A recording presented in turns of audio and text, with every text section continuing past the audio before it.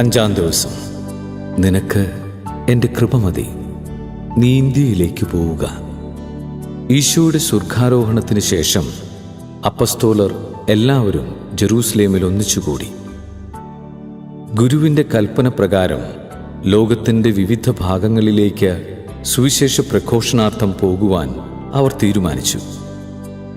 ആരൊക്കെ എവിടെയൊക്കെ പോകണമെന്നറിയുവാൻ അവർ നറുക്കിട്ടു.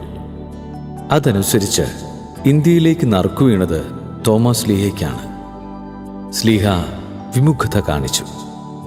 ഞാൻ ബലഹീനനാണ്, എനിക്ക് ശക്തിയില്ല എന്ന് പറഞ്ഞ് സ്ലീഹ ഒഴിഞ്ഞുമാറാൻ പരിശ്രമിച്ചുകൊണ്ടിരുന്നു. ഇന്ത്യയെക്കുറിച്ചുള്ള കേട്ടറിവുകൾ അദ്ദേഹത്തെ പരിഭ്രമിപ്പിച്ചിരുന്നു. ആ രാത്രിയിൽ ഒരു ദർശനത്തിൽ ഈശോ സ്ലീഹായ്ക്ക് പ്രത്യക്ഷപ്പെട്ടു. തോമ, നീ ഭയം വെടിയുക, എൻ്റെ കൃപ നിന്നോടൊപ്പമുണ്ട് എന്ന് അവിടുന്ന് പറഞ്ഞു. എന്നാലും സ്ലീഹ വഴങ്ങാൻ തയ്യാറായില്ല. ഗുരു, നീ എന്നെ വേറെ എവിടെ വേണമെങ്കിലും അയച്ചുകൊള്ളുക, ഇന്ത്യയിലേക്ക് മാത്രം വേണ്ട. ആ സമയത്ത് ഇന്ത്യയിൽ നിന്നുള്ള ഒരു രാജാവിൻ്റെ ദൂതൻ ഒരു നല്ല തച്ചനെ അന്വേഷിച്ച് വന്നിട്ടുണ്ടായിരുന്നു. ഈശോ തോമായെ അയാൾക്ക് വിറ്റു, 30 നാണയങ്ങൾ പകരമായി വാങ്ങിക്കൊണ്ട്. അങ്ങനെ സ്ലീഹ ഇന്ത്യയിലേക്ക് അയക്കപ്പെട്ടു. വിചിന്തനം.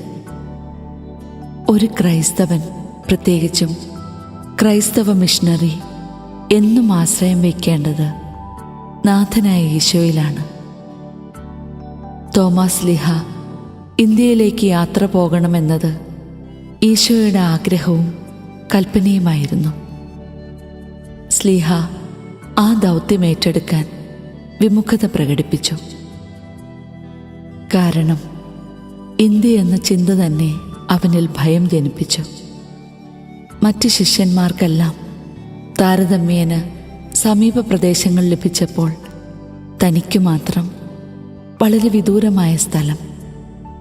അവർക്കൊക്കെ സ്വജാതീയരായ യഹൂദരുടെ ഇടയിൽ പ്രവർത്തിക്കുവാൻ അവസരം ലഭിച്ചപ്പോൾ തനിക്കു മാത്രം പല പ്രബല മതങ്ങൾ നിലനിൽക്കുന്ന ഇന്ത്യയിലേക്ക് വിളി ലഭിച്ചു. ഭാവി അനിശ്ചിതം, യാത്ര ദുർഘടം, ദൂരം ഭയാനകം. അവിടെ എത്തപ്പെട്ടാലോ എന്ത് സംഭവിക്കുമെന്ന് ഒരു രൂപവുമില്ല. തോമസ് ഉത്കണ്ഠാകുലനായി. കർത്താവിൻ്റെ മിഷണറി തൻ്റെ മിഷനെ ഭയപ്പെടരുത്. അവൻ ആശ്രയം വയ്ക്കേണ്ടത് തന്നിൽ തന്നെയല്ല, മറിച്ച് തന്നെ അയച്ചവനിലാണ്. ദൗത്യമേൽപ്പിക്കുമ്പോൾ ദൂതനെ സംരക്ഷിക്കുവാനും അവിടുത്തേക്കറിയാം. ഇതാ, ലോകാവസാനത്തോളം ഞാൻ നിങ്ങളോട് കൂടെ ഉണ്ടായിരിക്കും എന്ന വാഗ്ദാനമാണ് അവിടുന്ന് ശിഷ്യർക്ക് നൽകിയത്. ആ വാഗ്ദാനത്തിൽ അടിയുറച്ച് വിശ്വസിക്കാനുള്ള കടമ ഓരോ ക്രൈസ്തവനുമുണ്ട്. ദൈവഹിതത്തോട് മുഖം തിരിക്കുവാൻ നമുക്കൊരിക്കലും ഇടയാകാതിരിക്കട്ടെ.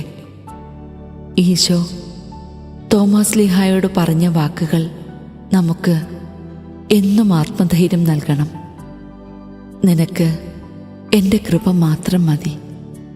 ദൈവം നമ്മെ ഒരു കാര്യത്തിനായി നിയോഗിക്കുവാൻ തീരുമാനിച്ചാൽ അത് മാറ്റമില്ലാത്തതാണ്.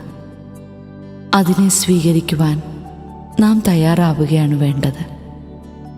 ദൈവഹിതത്തിന് എപ്പോഴും കീഴ്വഴങ്ങി ജീവിക്കാനുള്ള കൃപയ്ക്കായി നമുക്ക് പ്രാർത്ഥിക്കാം.